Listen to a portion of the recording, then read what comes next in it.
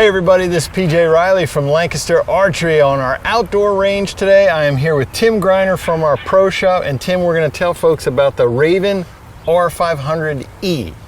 It's that E part that we especially want to talk about.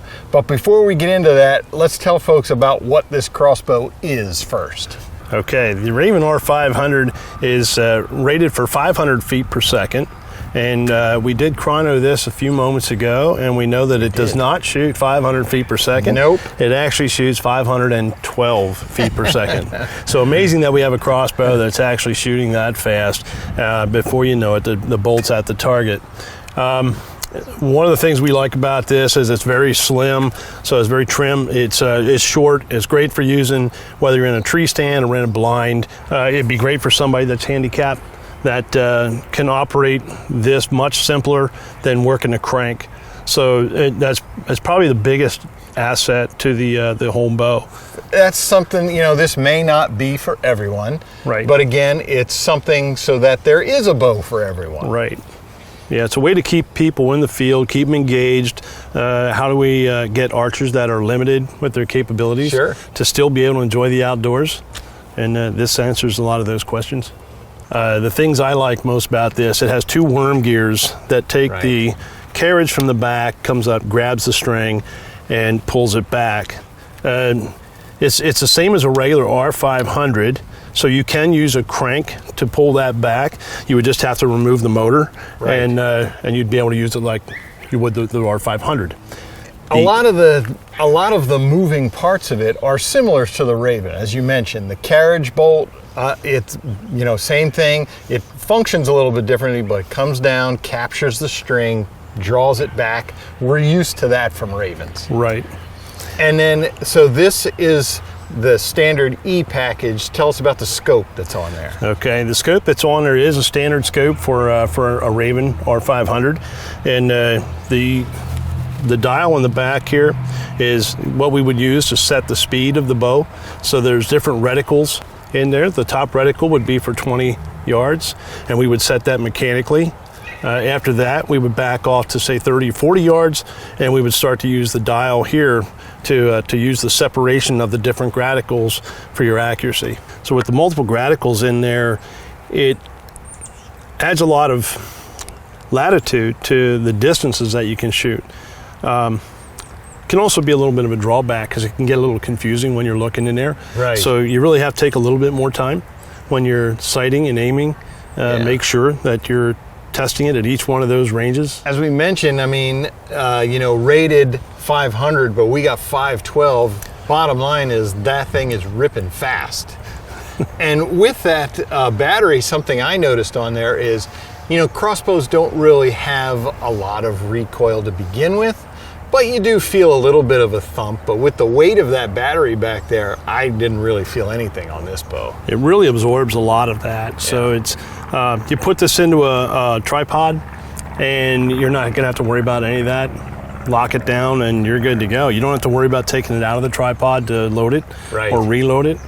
So yeah, that's a good point. We do want to mention that the bolts, so the R500 comes with 6 bolts, which is great, and they are specific to the 500. It says right on there for R500 series only, so you want to make sure you have the right bolts in there. But again, similar to Ravins, it's captured in the receiver, and then the tip rests on the end there. Again, that's not correct. Sliding across any rails. That's one of the keys to the Ravin's accuracy. True. Yeah.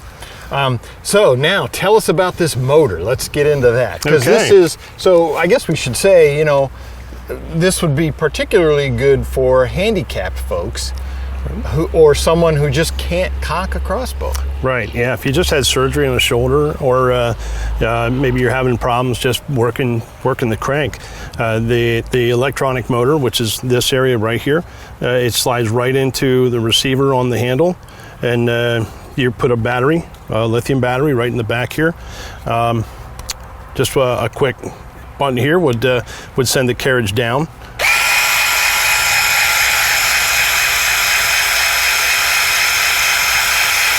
Once the carriage gets to the string, it will stop automatically. Yeah.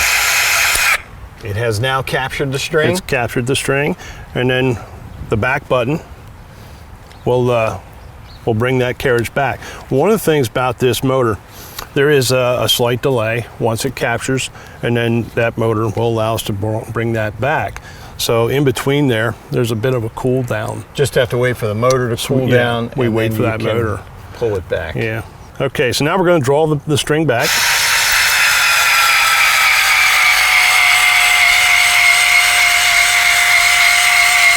And once that gets all the way back, it will again stop on its own. So you're not going to overdrive the motor. Yeah. So if we were on the range, now we load the bolt in, and these bolts, I see they do have an odd feather that goes down. Down, okay. And Ravens do have that unique knock there that clips in. If it's not all the way in, right. Anti-dry fire. That's correct. It won't fire. True.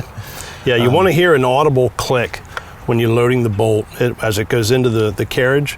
To make sure that it is properly seated on the string. That at full draw, I mean, that thing is just compact. That's a lot of power right there. All right, so Tim, let's say we were out hunting, weren't successful, didn't get a shot. What would we do now? At the next point, the end of our day, we would go ahead and just remove the bolt, and then we would push the string down. So we're just allowing the carriage to go forward, and that's taking the pressure off of the string, right. The cables, and the limbs. And so at this point, if you go out the next day, you're starting with the carriage already in place. That's correct. Versus if we shot it, it would be back there. Yes, sir. So now, Tim, just like when we brought the carriage down to capture the string, there is a slight delay. There's a green light on right now, and it won't fire until that green light goes out. That's when you know you're ready to. That's correct. You know, you can have a bolt in there, but you can't shoot it. Right. Then. At this point, once you draw it back, that green light's on. There is a delay. Go ahead and load your bolt, and then while you're loading the bolt, then that time frame should be about over, and then you're ready to go ahead and shoot. Gotcha. All right. So Tim, let's go over some of the basic maintenance that you would do with this. You got to charge the battery. So the battery, how do you remove that? Where is it, and how do you remove it? The battery's located right here on the buttstock, and you just simply pull that out. You'll put that into your charger. Which comes with the bow. Comes with the bow. It'll tell you when it's fully charged, the lithium-ion battery, and then you load that back in, and then you're ready to go. Okay, so we're out in the field, and now, heaven forbid, the battery dies. You can still use this bow with the crank that comes with it. That's correct. What do you have to do? Yeah, sure enough, when you're in the field, something's going to go wrong. If it can go wrong, it will go wrong. We've all been in the field long enough. Remove this little button right here. Notice it is orange in case you do drop it. Yes. And when we remove this pin, that will allow us to slide the motor off. Now there are two little ears right here that will align the motor. Yep. And there is also the motor drive that goes into the motor receptacle. Yes. And we'll line those back up, and we put it back on and put the pin back in. So once you remove the motor, put that in your pack. Yes. So once that's in your pack, you have your handle right here, and that will go right here in your handle, just like an R500 would. Yep. And then we can crank it manually. And the important thing, as we were talking about, is you have to remove the motor because the motor would engage that. So you'd be cranking against the motor. That's correct. You have to take the motor off. You have to take the motor off. Gotcha. And something else we can say, Tim, is that we have encountered, it's possible when you're putting this back that you may get stuck. It doesn't go all the way. That's true. If the motor drive doesn't properly line up, then you can just work the motor a little bit, just hit it with the button and try it again until it lines up. Because it should seat all the way back, no gap here. Right here to this screw. That'll drop all the way in. And at that point, you know you're properly seated, and reinstall your pin, and you're ready to stay in the field. And you're ready to go. All right, Tim, hey, we appreciate the instruction. Folks, that is the Ravin R500E. If you like this video, give us a thumbs up. If you want to see more videos like it, subscribe to our YouTube channel. Don't forget to click that bell to get notifications whenever we put out new videos. And as always, if you have any questions, you can visit us at LancasterArchery.com.